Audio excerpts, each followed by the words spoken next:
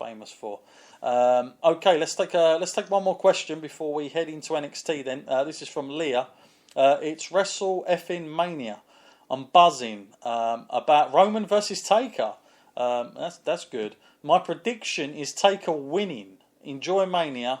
Can't wait for review Monday. Thank you very much, Leah. So yeah, there you go, Max. She's buzzing about Roman and Taker for Sunday, and you know it's not often, Matt, that we get praise for Roman. That people are really looking forward to that, is it? So I guess that's a bonus there, Matt, isn't it? Going into this one. Yeah, you know, and I'll let you in on a little secret. Even I am excited for Roman versus Undertaker. Next year you're going to tell me, Matt, that you've got a T-shirt. Coming up in the past, I think now it's here. This is a big match, and it's going to have a big impact on the future of WWE. Like, what direction are they taking? Are they still looking towards the past, or are we now finally on track for looking for the future? I'm not going to annoy a lot of people saying Roman's the future of the business, but it'll be a good indicator of them looking to younger talent. Yeah, I think Matt, I can tell what's going to come in your crate next month. At this rate, you know, that's what's going to happen. I'm going to see Matt in a Roman Reigns T-shirt when we head into Raw. When we head down there live in the UK, he'll be wearing that. So he's going that way. But that's good. That's good news, I guess, because I don't remember as much in anticipation for last year, and he was he was the big match. I mean, he was against, not saying this isn't a big match, because it definitely is, but he was in the match with Triple H, and it was very much centered around Roman, and didn't get the kind of buzz that I feel like he's getting with this one. So I guess it's a step in the right direction. Matt, I want to go on now to NXT TakeOver. It takes place Saturday night. Of course, a lot more matches added now since we last spoke. In the last week they've added a lot more things. Before we get into the matches side of it, Matt, is the takeover. I mean, I'm guessing if we were to compare this card compared to last year's, I think undoubtedly we'd have to say it's a lot weaker. But it doesn't stop it from being, or potentially being, a great show, does it? I mean, I think I've got to throw that out there, because this is going to be a great platform for these guys, whoever's on it now, to actually make a name for themselves. Because if you think about it, Triple H alerted to this. This is going to be the most time that fans tune in on the network to get themselves buzzed in for WrestleMania. People that might not even watch NXT normally will probably watch this one, if any. How big of how looking forward to you on a scale of 1 to 10 are you for NXT TakeOver this year, Matt? I will say that it has hit a bit of a dip for me. My anticipation level is not as high as any previous year. But that's not to say it's not going to be good. It's still going to be good. It's just the current crop has taken a little longer to sort of reach their peak than they expected. Of course, you had people like Nakamura's already down there, and you got Bobby Roode, who was an instant hit. But then you're running kind of thin after that, and Asuka, of course, great champion, but I'm kind of thinking they didn't make as big a deal at this titles match as they should. They should have told us just how many wins that she's had, an incredible kind of streak coming into this match. And Ember Moon, although they've been doing their best to build her up, I'm not really feeling like that she is a credible threat just yet. It feels like some of these matches have come a little bit too soon. But yeah, I think it will be an amazing match. They'll go out there, they'll want to steal the show.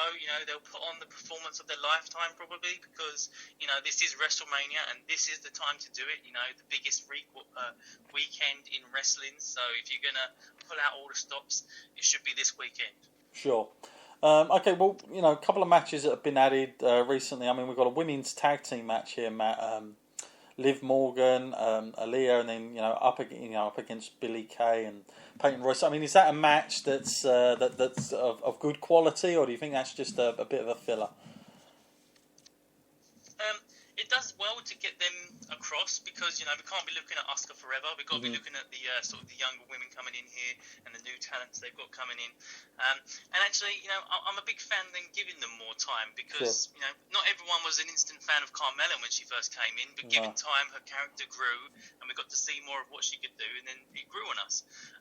So yeah, I want to see these characters develop, and I think Peyton Royce has come a long way so far. Yeah, hearing lots of good things about her. I mean, it's one of those matches. I suppose it's results wise. Not everybody's going to be like, well, it really matters. I mean, there's not a lot at stake on this. I feel like they try to do their best with it, and trying to make people interested. But it's one of those things, man. Isn't it? Sometimes it is what it is, and hopefully it just delivers on the night. And they've got to go out there and try and tell that story. As far as who goes over on this, who would you who are you going for on this one? I've got to go with Billy and Peyton because Yeah. they are the next kind of level of heels that they should be looking towards on the NXT kind of roster. They've done a good job of establishing themselves, and coming across as a twosome is a bit more formidable because when they will make the faces look a lot better. Absolutely, yeah, that's my pick as well. So, yep, we snap on that one. Now we've got the 8-person mixed tag team match, Matt. This is it's going to be. I think it's going to be one of the sort of key things as far as storyline goes on the night. That's sort of coming onto something here. And of course, Ty Dillinger, the Perfect 10. He's been involved in the Royal Rumble earlier this year. Matt, Roderick Strong, No Way Jose. Sure you like that one. And Ruby Wright, and against all Sanity. I mean, first of all, Matt, what do you make? We've seen a lot more of Sanity now, week to week. How do you think that they're developing, Matt? I mean, since we've seen them last, from sort of the back end, since they've kind of come in very young, do you think this is something that's going to potentially get over with the sort of mainstream fans, or is this something that's maybe it's a poor man's version of what we've already seen in some way? Or do you think this has enough potential to be completely different? It's hard to come up these days with something in wrestling that is completely unique and different to what we've seen in the past. And although the Wyatt family hasn't been that far removed in a timescale from this, I'm hoping that they've kind of experimented with the Wyatts a little bit. They've seen the parts that work well, they've seen the parts that didn't work well, and now they can just look at Sanity as the kind of Mark II version of this and think, well, these are the improvements that we can make, and we don't want to portray them this way, we want to do it this way. So hopefully they will have a space when they get the call up in that, and it will be a good dominant faction. And I quite like them, I have to say. I think they do their job well, and I think Eric Young is like an inspired choice as a leader of a faction because he's been around for quite a while now. Definitely knows what he's doing in that ring, and he would be my go-to choice as a leader of a faction. So yeah, I've got to say, I hope bright things are in their future. Yeah, absolutely. As far as a winner on this one, it's going to be quite hard to pick, but do you think they're going to put Sanity over on this one, or do you think they're going to go with more of a mixture and have more of the mixed guys kind of going over on this one, or do you think this is about putting Sanity over here? I kind of think that Sanity needs this win because, they're a unified faction. The other guys, a loss, it's only really going to be blamed on one person, but if Sanity lose, they lose as a collective. So I'd put Sanity across as the winners on this one. Yeah, I'm with you on that one as well. I feel like they have to win as well. Gets them a little bit over more. But I'm looking forward to seeing a few of the guys, especially like the likes of Roderick Strong. Who we're hoping more things to come from, Matt. I think on NXT for him going forward for sure. Next, we've got another match, Matt, that's been sort of building sort of slowly on NXT, but it's Aleister Black, and whenever I say this, the other guy, all I remember is from his days with CMLL. He was such a big deal there, and I feel like since he's come to WWE, I don't know if he always gets on my nerves when they change the name sometimes. But I remember as La Sombra. But what's his name in WWE? I always forget what they're calling him now in WWE. I might have to look this one up. I did not write this down. Can you remember what they call him on WWE stuff? You see, I've got the reverse opposite of this. You're talking about Andy Black, and I'm like, who is it? Aleister Black. Yeah. Aleister Black. Right. And I'm thinking, do I know this guy? And I'm thinking, do you mean Cien Almas? Yes, that's the one. Yeah. That's the one. Yeah, see, I'm not familiar with his previous work, so I associate him with that straight away. And I think that's what WWE hopes people would do. If you haven't seen this wrestler before, then straight away you associate him with their brand. Mm-hmm.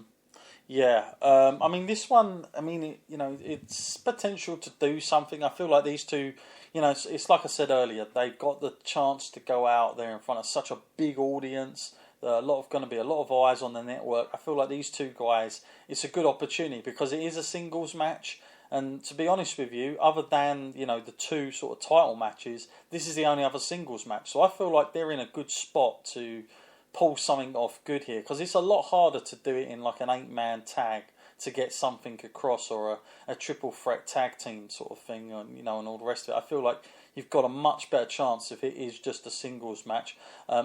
Chemistry wise, can they pull it off? I don't know, but you'd like to think so at a stage like this. But I feel like it's a good opportunity for both guys. I mean, I feel like I feel like they've got more potential. I just don't know if WWE just knows how to always operate that Mexican sort of style sometimes. Like, do they always treat them the same? The character sort of stuff. I'm hoping they're going to be different with him.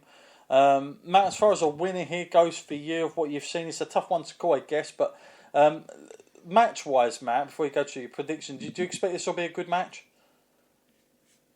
Yeah, it should be a good match. I mean, they're definitely both pretty capable in that ring, and I think, it's got potential. It definitely has. It's kind of one of those sleeper matches where you think, you overlook it, but there's definitely potential for that to actually have something special involved. Sure. And your winner for that one, mate? Ooh, that's a tough call for me. I'm really 50-50 on this one, but I'll go with your man, Alistair. Yeah. Well, I've just tossed a coin and it's come up Alistair, so again, we're choosing the right one. It was a tough one to call, that one, quite frankly. I think it could go either way in that. Okay, now we get the triple threat tag team elimination match. That's been added to it, elimination as well. So that's interesting that they've done this, Matt. I mean, it's a triple threat one. Normally they just do it triple threat rules, but now they're going to have elimination added into this. So we're going to go down to just two teams. I suspect the Authors of Pain will go down to the last one, but DIY, I mean, I'm a massive fan of them, but of course the Revival, they're still down there, Matt. We were expecting them up maybe very, very soon, because I felt like they got written out for a while, but they're back in sort of the frame here. But I really don't see them being the guys to sort of win this match, because I feel like they're ready to go up now. So are we right to think, Matt, they'll probably come down to DIY and the Authors of Pain on this one? Yeah, I think it's got to be between them two. I mean, as much as, I like the Revival and I think they're great, I think their time has drawn to a close in NXT now, and, it's kind of a shame when you look at this pattern that they have, when if you're about to go up, you have to go and you have to keep losing some matches here and there. But yeah, I would say, for me, Authors of Pain should win this and continue becoming more of a sort of dominant tag team. It would be a shame if they lost it now, because, DIY is good, but I think it does AOP more credit to keep them, because they are kind of a more obscure team, and they do kind of need each other, and they need a lot of tools to get them across, and even their manager is like one of them that they're using right now, a bit of name power, so the title doesn't look all good. Yeah, no, I'm with you on that. Are you a fan of the Authors of Pain? I mean, you kind of liking their work at the moment, Matt? I wouldn't say I'm a massive fan, but I can see the potential that they do look like two big scary dudes, and if you can keep portraying them the right way, they could be the next kind of scary monster tag team. It's just like a win like this would do them a lot of good, so I hope that they do actually win. Yeah, I'm going to go for the Authors of Pain on this one. I just feel like they're the ones at the moment in the driver's seat. And I've got a feeling that Gargano might, I think there's potential for him to do some single stuff as well. I do like the tag team, but I kind of feel like here's one of the big things with NXT, and it's come across to me when I'm looking at Bayley. I know it's a weird comparison, but I feel like sometimes with NXT, like they're doing all their best stuff in NXT, that by the time they get up to the main roster, they're kind of like burned out if you follow them already. And I feel like if you do too much, even with DIY as a tag team, you're kind of going to burn that idea out by the time they get to the main roster. So it might be a good idea just to sort of not have them completely separate, but let's see them more in singles matches, still as a unit, still as a package, but just doing more singles matches, because I think got to have a little bit more variety, and so that when they do come up to the main roster, people are not just like, oh, it's those two guys, and we've already seen